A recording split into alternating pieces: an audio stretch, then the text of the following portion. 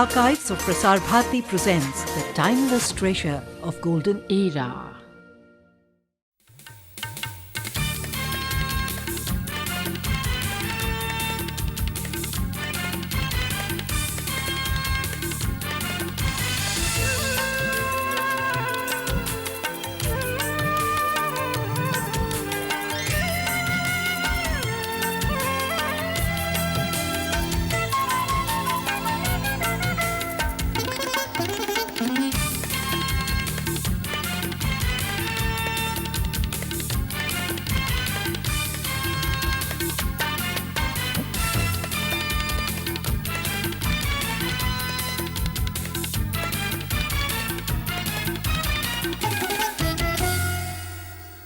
Hello and welcome to Living on the Edge. Over 80% of the world's energy resources are consumed by the top 20% of the global population. The extremes of excessive consumption and abject poverty undermine common property resources. Whether it's the overconsumption of petrol in the oil-rich Gulf or the decimation of forests in Papua New Guinea to earn foreign exchange, few realize the long-term impact on the environment. Already the climate is being altered by human excesses, and the loss of biodiversity is one fallout. And if we are to protect what is left of our biodiversity, we have to involve local communities in land management. This week, we traveled to the proposed Rajaji National Park in Uttar Pradesh to see if joint management of forests is possible. We also see what successful conservation has achieved for this animal, catalogue the advantages of handmade paper, and see how companies are protecting wildlife in North Carolina in the United States. Our first story, however, is a report on the controversy surrounding national parks and sanctuaries. Although the government sees these areas as the last surviving vestiges of biodiversity, people living there depend on the forests for food and fodder. The conflict between the government and the original inhabitants of the forest is perhaps best exemplified in the case of the Rajaji National Park. Priya Somaya analyzes the case of people versus conservation in a park which has already become the focus of national attention. Her story is a reminder that support of the people is vital for conservation. For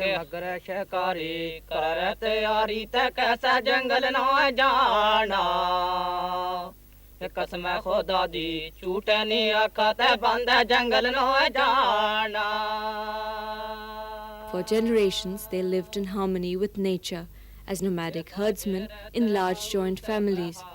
Said to have come as part of the dowry of a Jammu princess, the Gujars have lived in the Shivalik forest for years.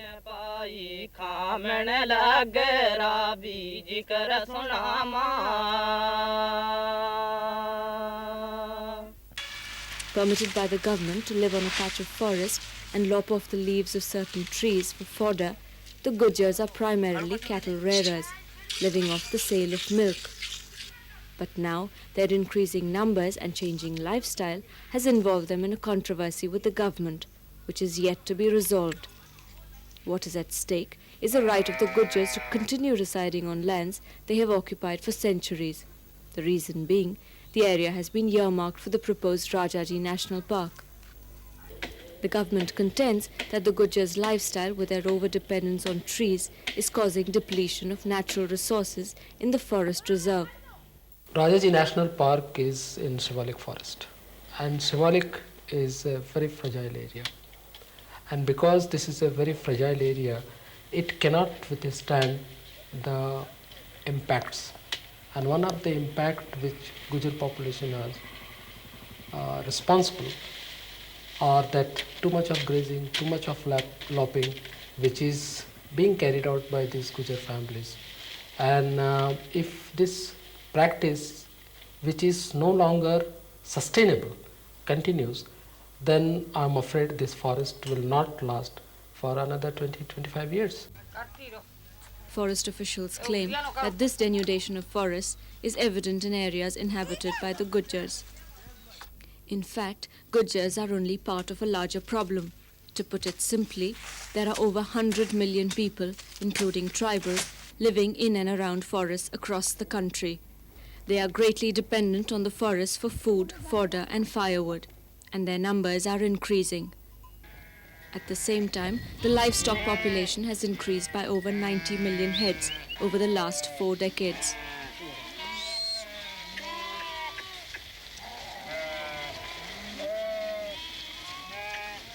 And as if in inverse proportion, the forest cover has shrunk by about 40 million hectares, which is 35% of the total forest area that existed in the 1940s. The lifestyle is no longer compatible. It is the overuse and abuse of the practices which has made such situation. Now, if you think in terms of protected area, only 4% of the forest area is under national park and sanctuary, and remaining 96% of the area is still available to them. And if we cannot protect this 4% of the area without any biotic interference, I am afraid that we will not be having anything.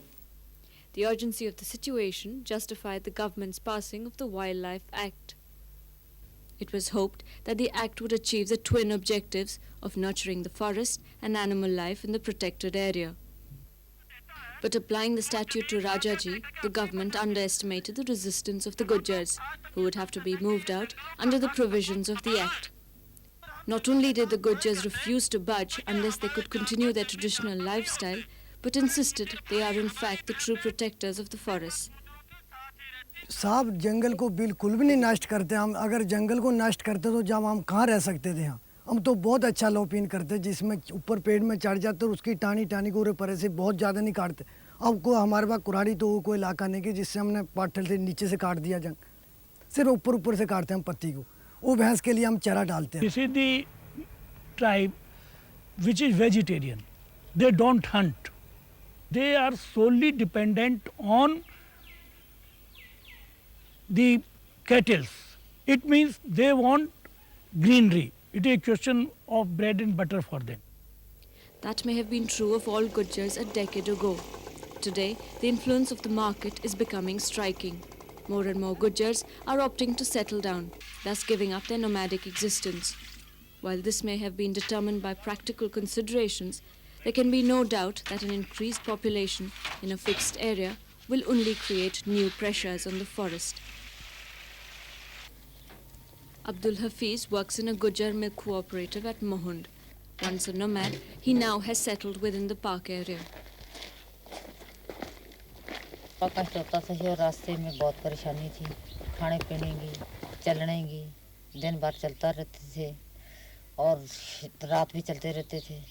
खाने पीने का कोई इंतज़ाम अच्छा नहीं था। फिर ऊपर जाकर परेशानी थी, रास्ते में परेशान करते थे स्टाफ वाले, जो तुम्हारे पास परमिट नहीं है तो लाओ दिखाओ। फिर पैसे देने पड़े थे। फिर ऊपर जगह नहीं थी हमारे पास, बहुत परेशान होते थे। फिर हम यहाँ रहने लग गए। यहाँ रहने में क्या फ़ायदा है? यहाँ रहने में सब फायदे हैं। बच्चे भी आराम गए, हम भी आराम कर रहे हैं, एक जगह बैठे रहे, अपने घास पत्ती करें, आगे अपने ठिकाने पर बैठ जाएं।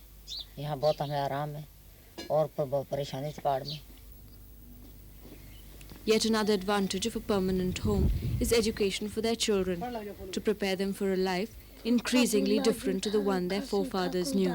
राजा साजा चाला टाला काला ताना जाना खाना डाया गया लाया भाजा.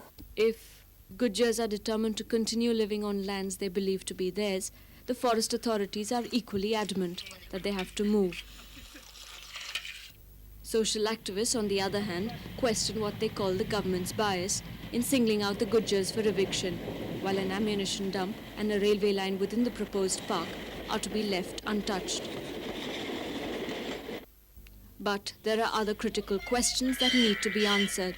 Does the setting up of a national park automatically necessitate the expulsion of communities who have lived there for generations?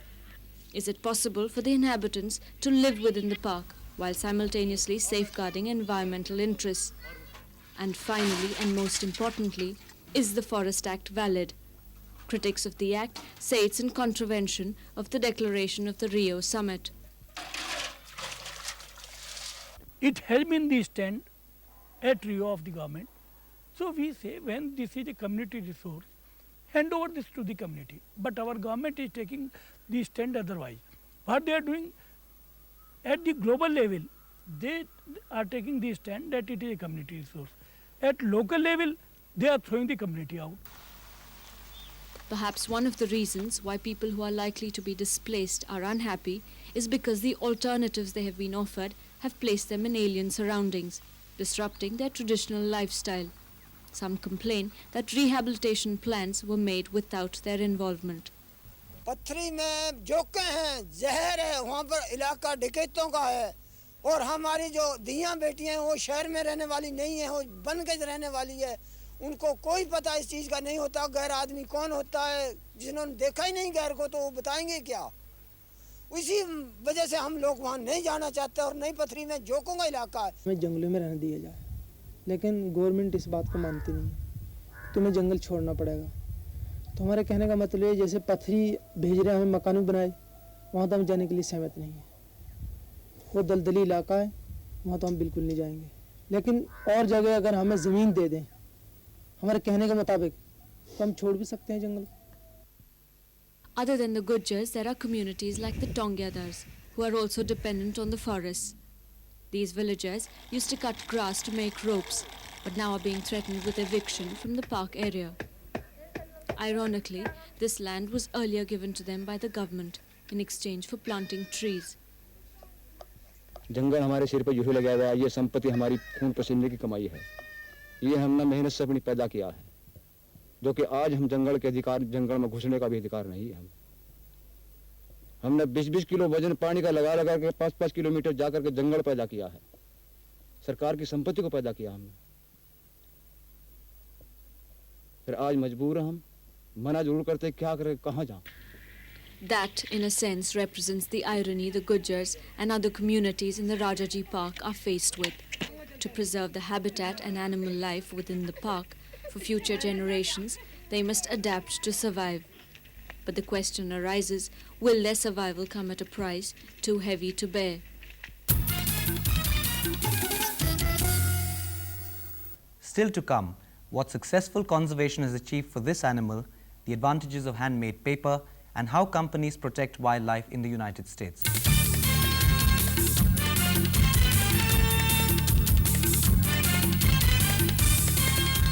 Rarely do conservation efforts to save an endangered species prove as successful as they have in Madras, where from an insignificant 30, the numbers of this animal have increased to over 9,000. In fact, the project has been so successful that planners have been unable to handle the excessive numbers. If you're wondering what animal I'm talking about, just watch Gauri Maini's story and see for yourself.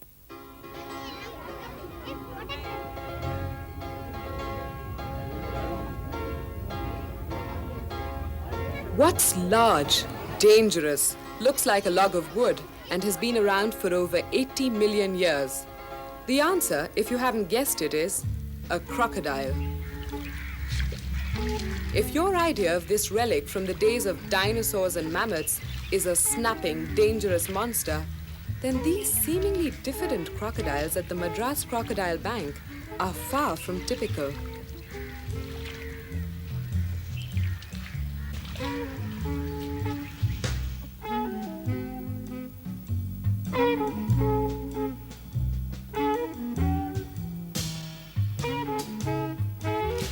Located on an 8.5-acre plot near Madras, the Crocodile Bank was set up in 1972 when the animal was declared endangered. In fact, at that time, the magar, gharial and saltwater species were perilously close to extinction in the wake of rampant poaching for skin.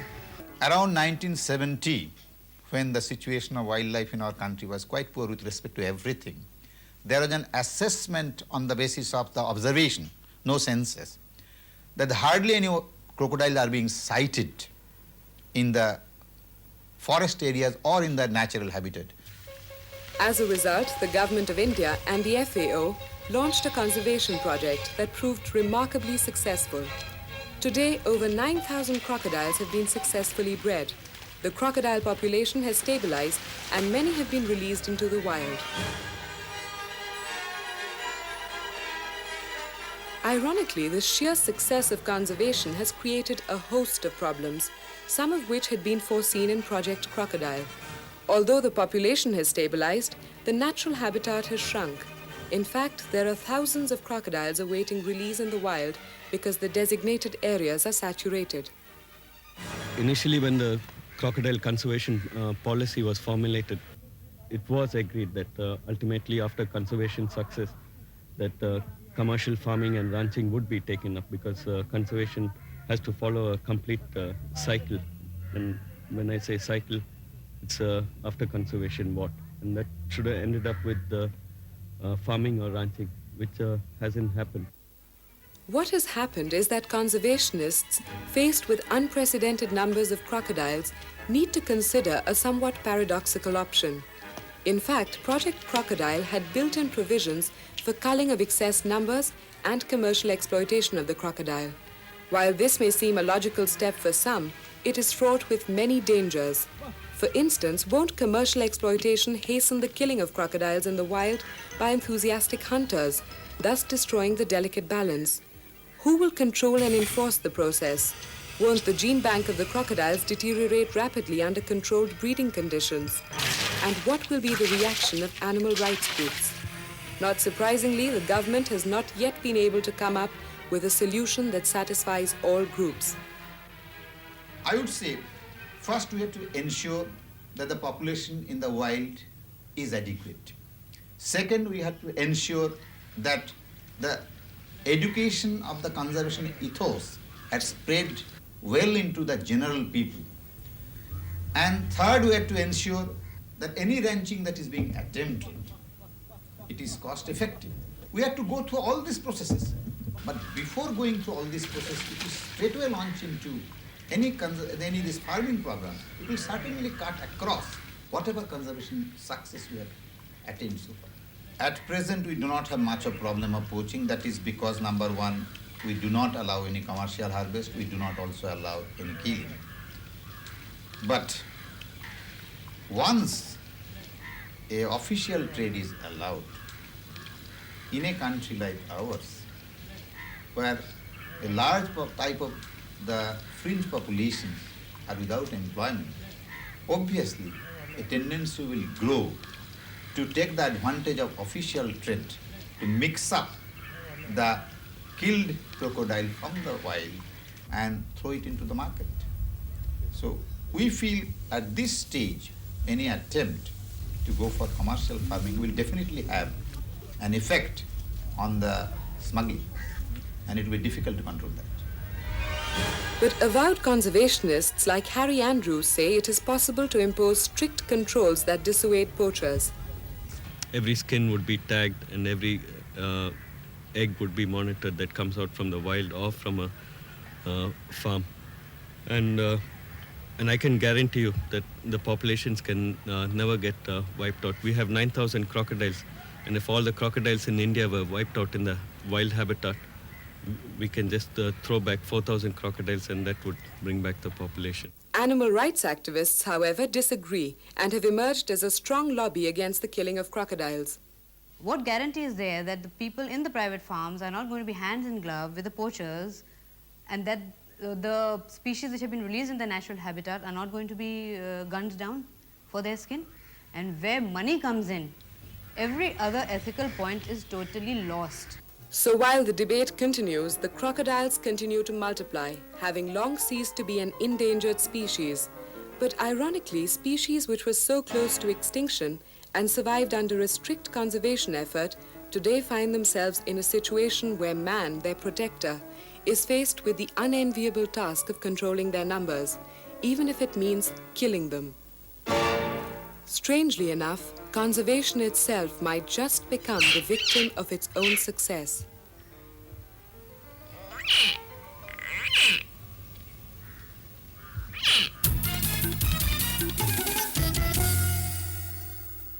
Still to come, the advantages of handmade paper and how companies protect wildlife in the United States.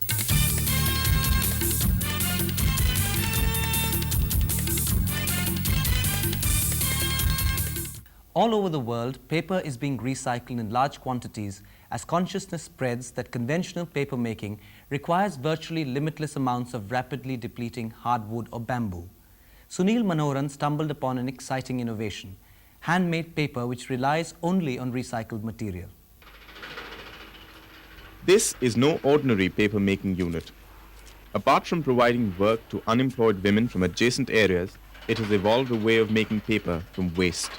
Actually अभी हम दिल्ली से ख़रीदते हैं और दिल्ली में बहुत सारे ऐसे डीलर्स हैं जो हुजरी की मिलों से वेस्ट परचेज करते हैं और फिर लोग वहाँ स्टार्टिंग करा करके फिर हमें सप्लाई करते हैं, तो basically we are procuring from there. On the other hand, a conventional factory uses wood, which adds to the depletion of our forest cover. Estimates indicate that 1 ton of mill-made paper requires over 2 tons of hardwood or bamboo and over 500 tons of water. But handmade paper relies only on recycled material like cotton rags, waste paper and agricultural residue. The technology is basically eco-friendly as it does not involve wood-based products, does not involve use of chemicals and does not produce effluent. But what makes all this an even more attractive proposition is that the paper unit is not capital intensive. 1 ton of mill-made paper requires a capital investment of 60,000 rupees, while a ton of handmade paper needs an investment of only 25,000 rupees. It is indeed very feasible in terms of its economic viability as it generates a lot of employment, is very efficient use of capital, is very efficient use of water, generates no waste and is able to produce small lots, specifically tailor-made paper. Not surprisingly, entrepreneurs have been quick to seize the advantage. Apart from printers who already use handmade paper, car filters are also being made from it, and export has already begun. But the innovative, eco-friendly technology has not yet carved out a niche for itself.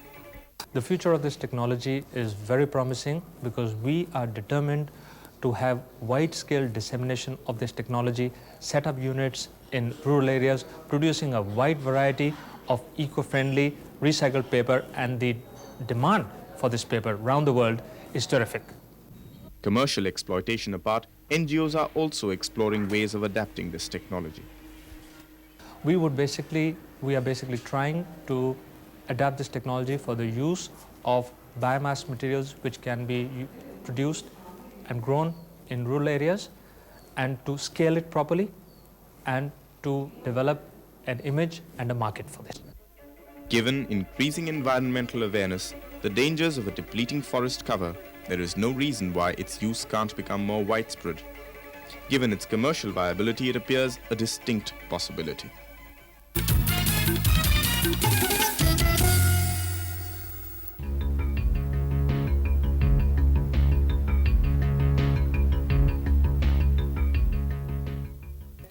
Wildlife protection has entered a new phase in the United States where private companies are creating special buffer zones to protect animals. Even DuPont, a multinational giant which once had a dubious environmental record, is setting aside land for wildlife conservation. Here is a report. If someone mentions the word stone quarry to you, these images would probably not come to mind. Yet this is part of a quarry in the US state of North Carolina. Special buffer zones have been set up with the Vulcan Materials Company just for the sake of wildlife in this area.